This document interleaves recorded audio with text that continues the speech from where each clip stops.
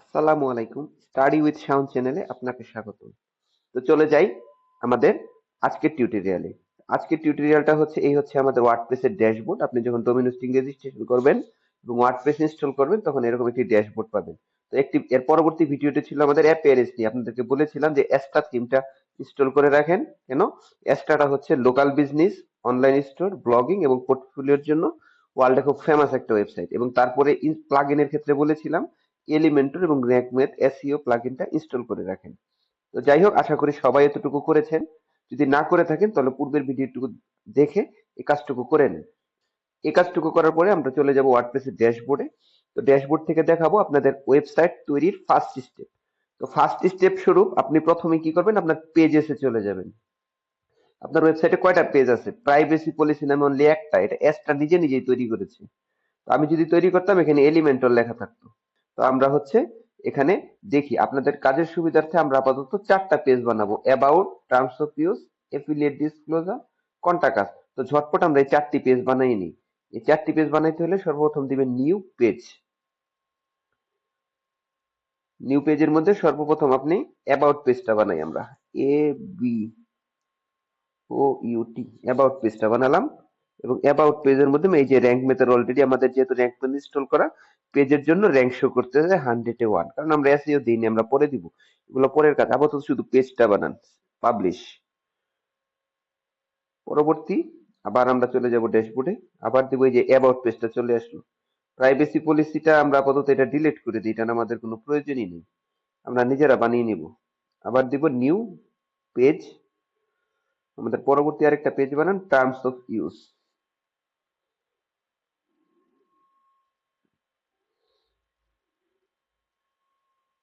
বা privacy policy আপনি যে নামে বানান, 4-5টা পেজ, বেসিক পেজ যেগুলো ওয়েবসাইটে থাকে সেগুলো বানাবেন। তো যেহেতু আমাদের এটা এফিলিয়েট সাইট, বা আপনারা এফিলিয়েট সাইট বানাতে আগ্রহী, অনেকে কমেন্ট করেছেন, আমাকে রিকোয়েস্ট করেছেন এফিলিয়েট সাইট বানানো দেখাতে। তো এফিলিয়েট সাইট আর ই কমার্স সাইটে তেমন কোনো ডিফারেন্স নেই, আপনারা করেন।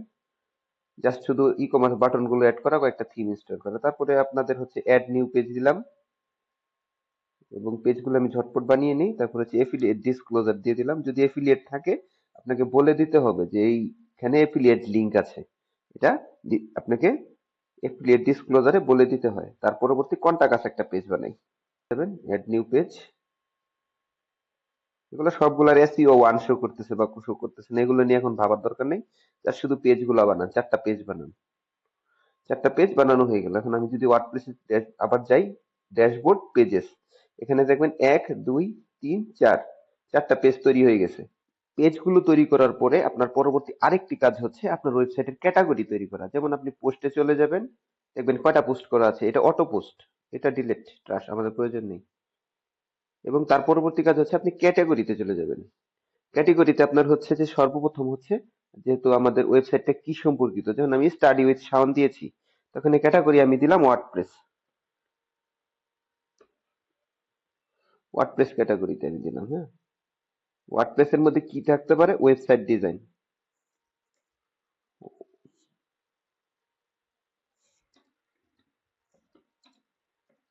ওয়ার্ডপ্রেস ওয়েবসাইট ডিজাইন, আরও আপনি দিতে পারেন ওয়েব বিল্ডিং,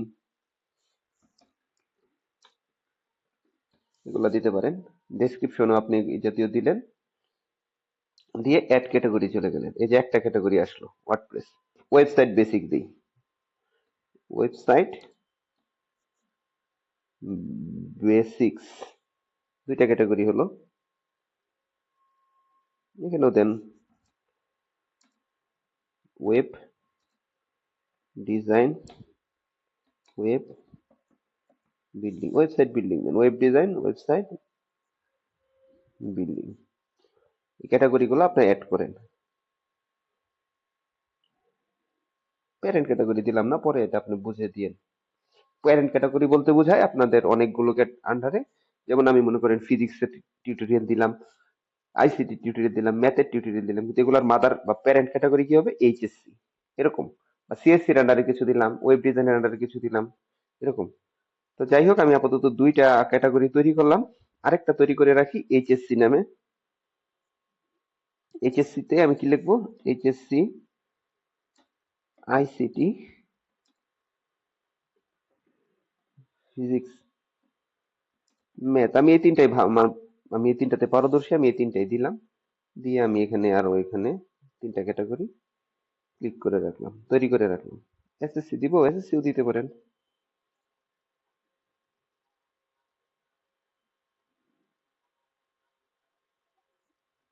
এসএসসি এসএসসিও তৈরি করে রাখলাম, চারটা ক্যাটাগরি তৈরি করে রাখলাম, চারটা পেজ তৈরি করে রাখলাম। এই হচ্ছে আপনাদের বেসিক স্টেপ। এই বেসিক স্টেপের পরে আমরা পরবর্তী আরেকটা স্টেপে যাব, সেটা হচ্ছে অ্যাপিয়ারেন্সে গিয়ে থিম কাস্টমাইজেশনের বেসিক ধাপ, হেডার ডিজাইন করা, ফুটার ডিজাইন করা এবং সাইড বার ডিজাইন করা। তো এটা নিয়ে আমরা আমাদের পরবর্তী ভিডিওতে আপনাদের সাথে হাজির হচ্ছি। ভিডিওগুলো কন্টিনিউ দেখেন না টেনে, এবং সাবস্ক্রাইব করে রাখুন, যা আপনি ধাপে ধাপে যদি ভিডিওগুলো অনুসরণ করেন, আশা করি আপনি একটা পার্সোনাল ওয়েবসাইট বানাতে পারবেন। ধন্যবাদ সবাইকে।